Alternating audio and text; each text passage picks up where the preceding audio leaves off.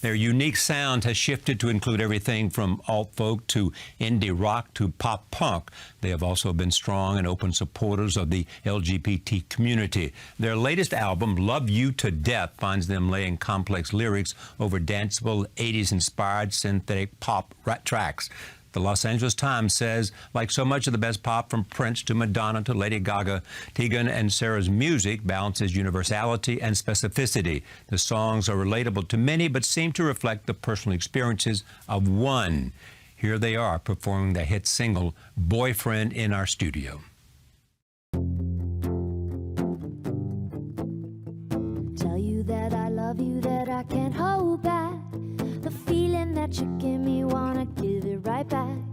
I know you always win at this particular game. I need to know the rules if you want me to play.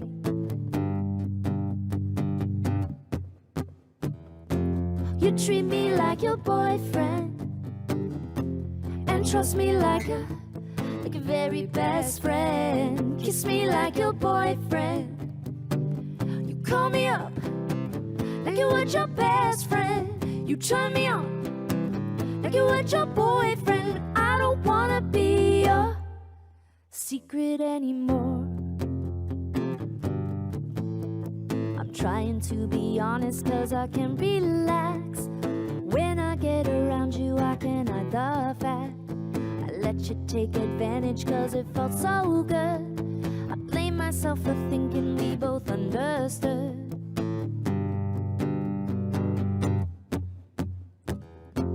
You treat me like your boyfriend and trust me like a very best friend. Kiss me like your boyfriend.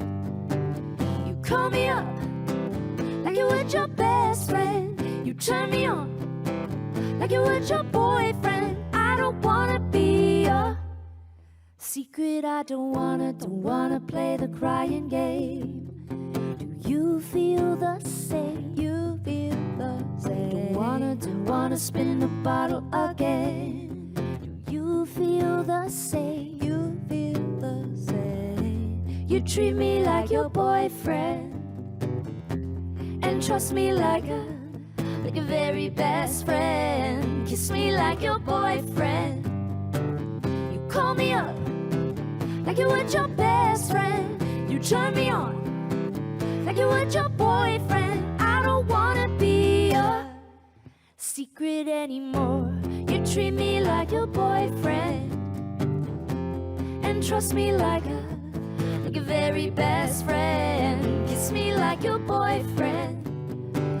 You call me up like you would your best friend. You turn me on like you would your boyfriend. I don't wanna be your secret anymore. I'm pleased to have Tegan and Sara at this table for the first time. Welcome, welcome, welcome. Thank you so much for having us. We're really excited. I heard this wonderful thing, which was very flattering to me. I'm not sure it was you, Tegan, or whether it was Sara, or both. Sort of started because of your parents watching my show early on. You know, we signed our first record deal in the late 90s, and we started touring in the United States. We grew up in Canada, and one of the first things I remember doing is, you know, we would share a hotel room, and we would turn on the TV, and we would watch you. Oh my God, thank you. And so you are... It took you a long while to get here. It took us a long time. You know what? Everything in time. It's a marathon, not a sprint. We're excited. Indeed. But you've also, in that time, between that beginning, have shifted in terms of the kind of music that you wanted to express yourself. Walk me through that. You know, when we started playing music, we were teenagers, 15, so it would have been 1995, and so we were reflecting a lot of the music we were listening to. So it was more grunge and rock and punk pop, and I think over the 17 years that we've been making music professionally, music has changed a lot, but I think our ability to reflect the things we like and that we listen to, we've gotten better at that, and I think our production has reflected our confidence and our interest in music. So I think naturally over 8 records, we've turned more into like a pop band, but we always say we're making pop music, but we're not pop stars. Well, and you also say you're stepping up, not selling out. That's true. Oh, yeah. I think the worst thing ever would be as artists, especially because there's 2 of us, would be for one of us to grow disinterested or you know, not be as invested. Because it's a family band, I think we owe each other our best. And that has meant challenging ourselves, which means changing our sound.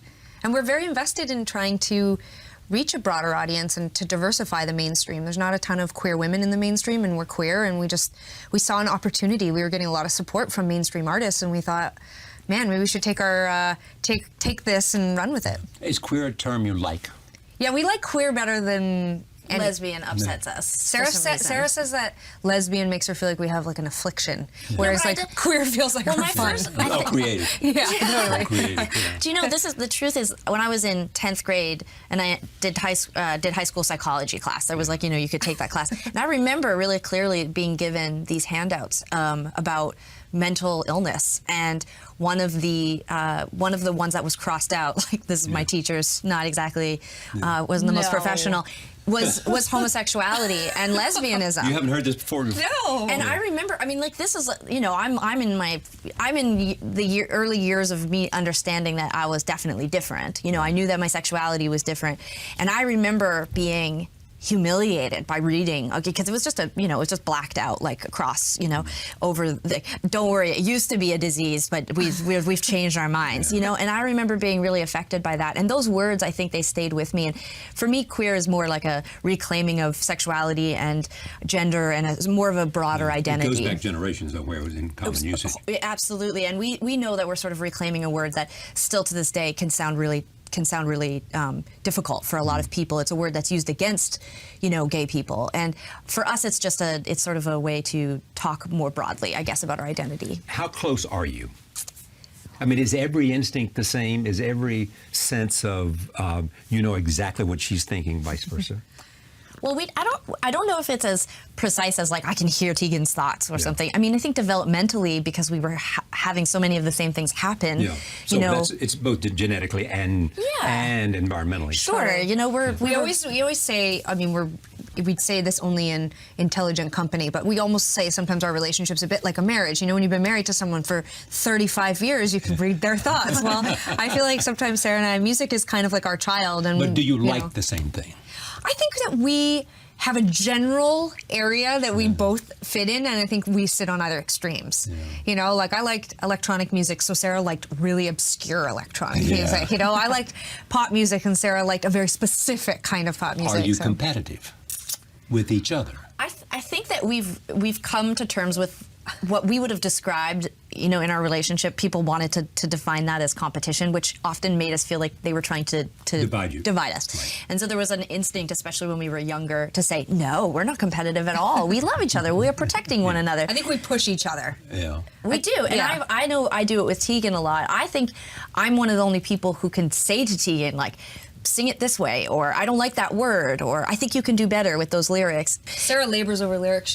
We had a big song called Back in Your Head that came out in 2008, and Sarah said that she spent 80 hours re-recording it again and again and again, and like laboring over every word.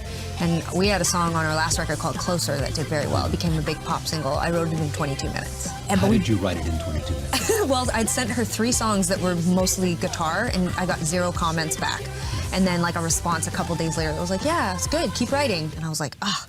And so I like pulled out my keyboard, and I just, was like, whatever, C, F, G, and just started writing the hook and sent it to Sarah, and she wrote me right back. I barely had it sent. This is good. She wrote back and was like, finish it. And you did in 22 minutes. Yeah, and I just was like, oh, okay, that means she likes it. It became a big hit, Closer. Yeah. So I feel like we balance You each write other. more than she does? Yeah. Yeah, because she spends too much time. If I spent 80 hours on a song, I'd be like, that's it. It's my opus. Go ahead. Oh, no. I was just going to say, I enjoy the time, too. Yeah. I think Tegan wants to complete it. That gives her a lot of satisfaction. And for me, the satisfaction is actually in the process. Yeah. But you've had the good fortune to open for lots of good people. Oh, yes. Katy Perry. I mean, we started our career opening for Neil Young. I mean, that sort of set the tone. Hello.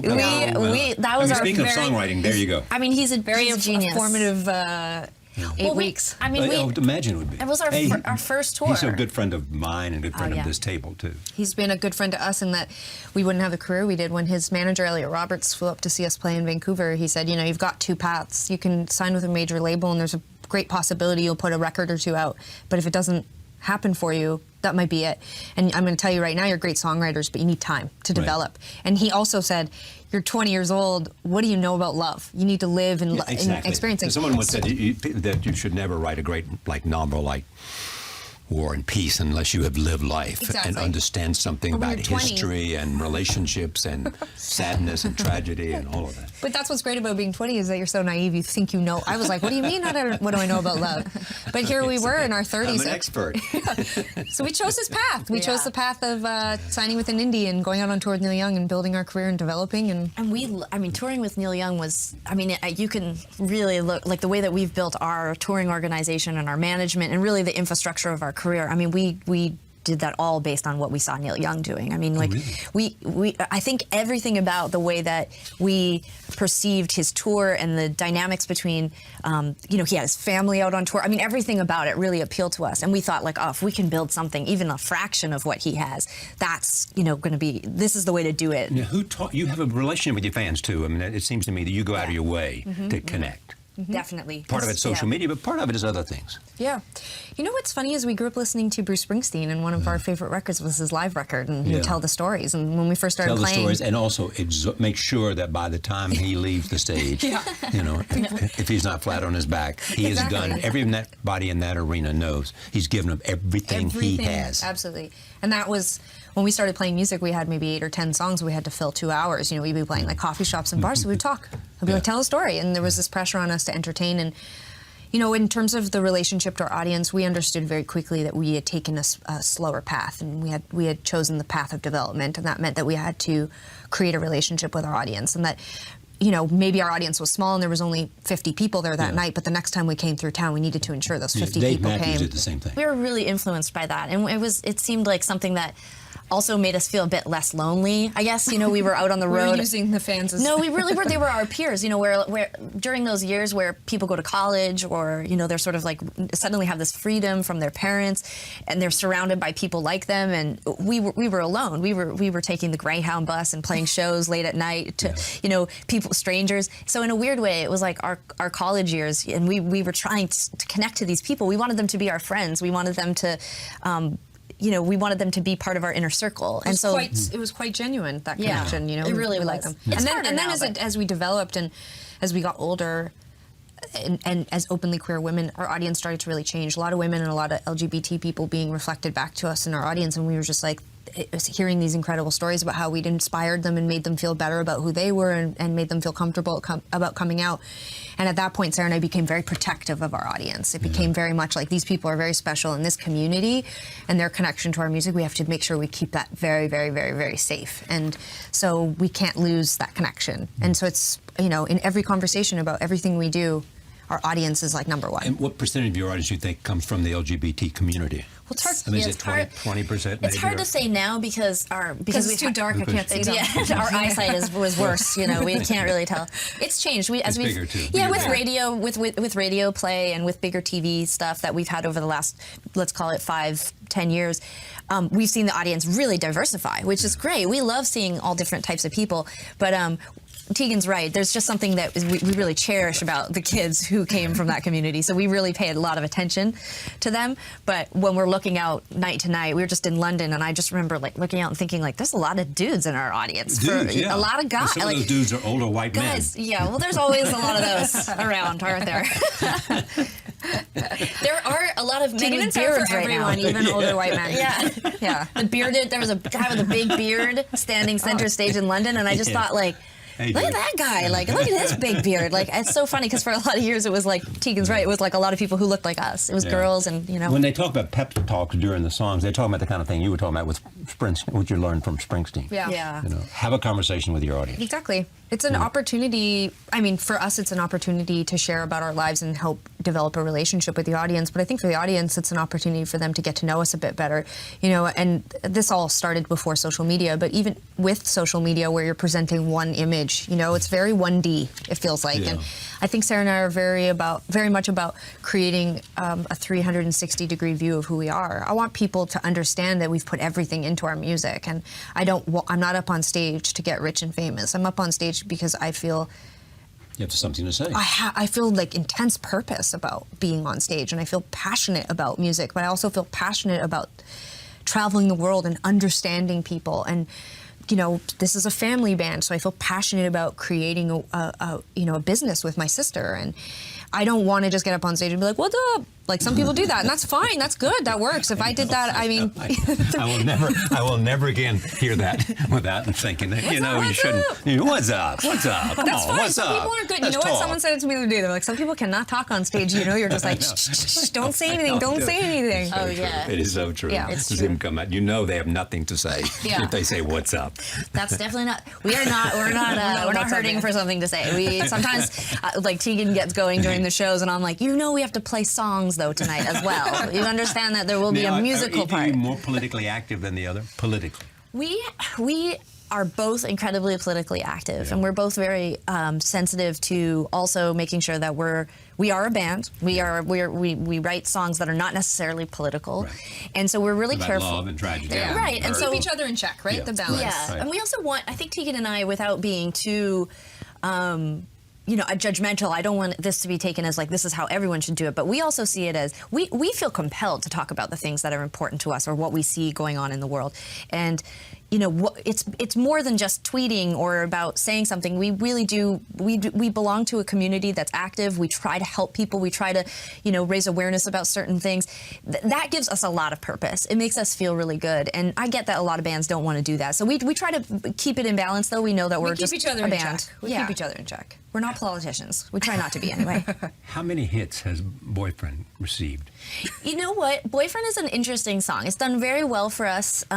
It's done very well for us on streaming. Like, Yeah, that's what I mean. like millions. Yeah. I mean, millions and millions of. Just entered the top 10 in Canada, which is very exciting. Very progressive. It just feels did? like. Yeah. Top 10. Yeah, Yeah. which feels very exciting. Yeah. On radio. On radio, yeah. I mean, streaming is so different because it's just like, it's hard to sometimes figure out, like, is that someone listening to the song 400 times or is that Yes. is that actually 11 million people? Just like, it's so somebody in the confusing. basement. Oh my just God. My learning. mother, probably my Somebody in the mom, basement just like playing over and re-hitting it. over and over. She's got doing like the a numbers. pencil rigged up, so just presses play on it over and over again. She's like helping us make Oh, money. I know. I've got it up. Hey, darlings, I've got it up too. We're just getting used to all of it like everyone else. I mean, streaming is like this is the first album where we're trying to figure out what it really means. Like, how many people are really listening to this thing based on streaming? We don't know.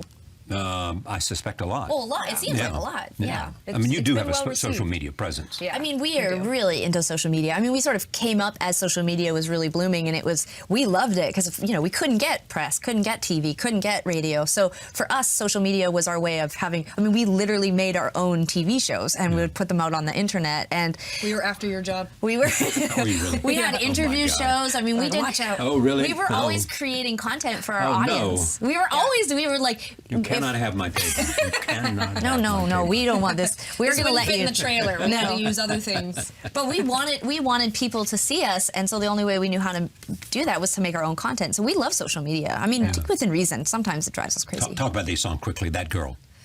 I wrote that song about being like, when you hit that moment where you're like, oh no, I'm that girl. Like I felt like I was making myself out to be the victim all the time in relationships, but actually I'm the one that's always in control. And I realized that I had maybe mined other relationships for content, not thinking about those people's feelings in all of it. And I was having a moment where I felt like maybe a little bit like a bad guy. Yeah. Yep. Do you need to control your relationships? Well, my life is very complicated, and so I see. So I've had I felt see. That means yes. Yes, Yeah, I know. Like, I, you know short what? answer. But I don't. Yes. But I don't feel that anymore. I needed to make room. I share everything not with controlling Sarah. anymore? No, not Oh. anymore. Everything was about me. The needy one who needs so much attention. Oh, now she's trying to get people off. So like, Faint of heart. I wrote that one. My hope is that people hear that and hear the voice of somebody saying that no matter who you love and no matter what your relationship is, that you don't need to validate it for anybody else. Exactly right. Yeah. Boyfriend. Boyfriend is just a pop song about trying to get somebody to nail it down. I've been joking. It's my Beyonce Put a Ring on It. It's about you want someone to say like, yes, we are in an exclusive relationship. That's all that song's about. I want you to Beyonce. I see. Dying to know. Sarah and I We co-wrote wrote that. Yeah, we that's actually one of our very You first co-wrote. true collaborations. Yep. Yeah. And it's basically it's about getting broken up with, maybe having a bit of a broken heart. But in a way, it's about social media. It's our, where we like go. Ew, gross! Don't compare it to social media. Well, no, It's not but about you know where social you media. go and you look at your ex and you look at their pictures Yes, and yeah, that's what Dying to Know is about. Not being able to move on. Yeah. White Knuckles. White Knuckles is about my relationship with Tegan. And so and- that's where we should go. sure, yeah, we can go there. Yeah. I mean, White Knuckles is. Truly, it's about the time when I was in my early 20s, and I decided to. We were living in Vancouver, and I decided to move to Montreal, which was. I mean, I might as well have been moving to Iceland. Like, it seemed really, really far. Did you come in and announce that, or was this done at a particular moment? No, I remember saying, like, sober? I was sober. I was very sober, and I had decided that I really wanted to move to Montreal, and I didn't want to break up the band, but I knew that if I didn't find some independence, if I didn't find my own life, my own stride, I wasn't going to be in the band. Did it work? It did. I was able, you know, it was at 20. very good for I mean, our at band. 23 See, I've years learned old. each of you to be a truth teller for me. We're We are, yeah. Oh, yeah, we'll call each other out. This There's is like no lying here. This is like couples therapy, you know, where a couples Yes. therapist looks at your partner and says, "Is that true?" That's And- true. It was very but good for us. It was really good for us. I'm skipping a couple here. Hang on to the night. Hang on to the night is about anxiety. It's about worrying about the world. It's my midlife crisis song. This, you had a crisis? I feel like I always am having You were crisis. 30 what, 7? 35. 35. Jeez. Is the lighting in here? You're aging me by 2 years? I'm 35, Sarah's 35. Oh my God. It was a long 2 years for my mom. This has just been released on June 3rd. Yeah. It's brand new. No. But you know, in our brand day, new and brilliant. Our day, Nick, Brand new and brilliant? That's very sweet. Well, we think it's pretty good. Do you? Yeah, we're Best thing confident. you've done. It's our 8th record, so we feel like we've got a lot of things figured out. We feel like we're writing great songs. We will say that it's the most critically positive reviewed Yeah. record of our career. And we've had some really It's bad almost reviews. overwhelming. Sarah Have you keeps had bad reviews? Horrible. in the past. Terrible But things. Sarah keeps saying to me something bad must be coming because Oh, yeah. This everything's is- been so positive. It's been insane. Look where it got you. Got you I'm on this scared. show. I know it did. It got us on this Good show. show. Yeah. Finally. Oh my God. No. It's huge. Thank you. Thank you very much. An honor, absolute pleasure pleasure. to see you. Yeah. Yes, thank you so much. Much success with this. Thank you. Love you to death. Thank you for joining us. See you next time. Can't deny I'm begging for attention. Dropping in, hoping for some tension. Getting tired of making all this racket. Waiting on you to get your ass in gear. I didn't wanna be so invested. I played it cool and then I overdressed it. You were there, I was tired of this nonsense where you pretend you don't get me, feel me, want me, like me, love me, need me. Tonight, you fuel for my fire. You can't stop desire. Oh, oh, oh, oh, stop desire. Oh, oh, oh, I've tried, but you're fuel to my fire. You can't stop desire. Oh, oh, oh, oh, stop desire. Oh, oh, oh, oh. In a minute I'll be hoping that you're outside. Another second you'll be walking on my wild side. You know I'm ready for anything to happen. Take this passion, turn it into action. Get me, feel me, want me, like me, love me, need me. Tonight, you feel for my fire. You can't stop desire. Oh, oh, oh, oh, stop desire. Oh, oh, oh, I've tried, but you're fuel to my fire. You can't stop desire. Oh, oh, oh, oh, stop desire. Oh, oh, oh, oh, right where I want you, back against the wall. Trust when I promise never let you fall. You're right where I want you, back against the wall. You can trust me, I'll never let you fall. Tonight, you fuel for my fire. You can't stop desire. Oh, oh, oh, oh, stop desire. Oh, oh, oh, I've tried, but you're fuel to my fire. You can't stop desire. Oh, oh, oh, oh, stop desire. Oh, oh, oh, tonight, you're fuel for my fire. You can't stop desire. Oh, oh, oh, oh, stop desire. Oh, oh, oh, oh.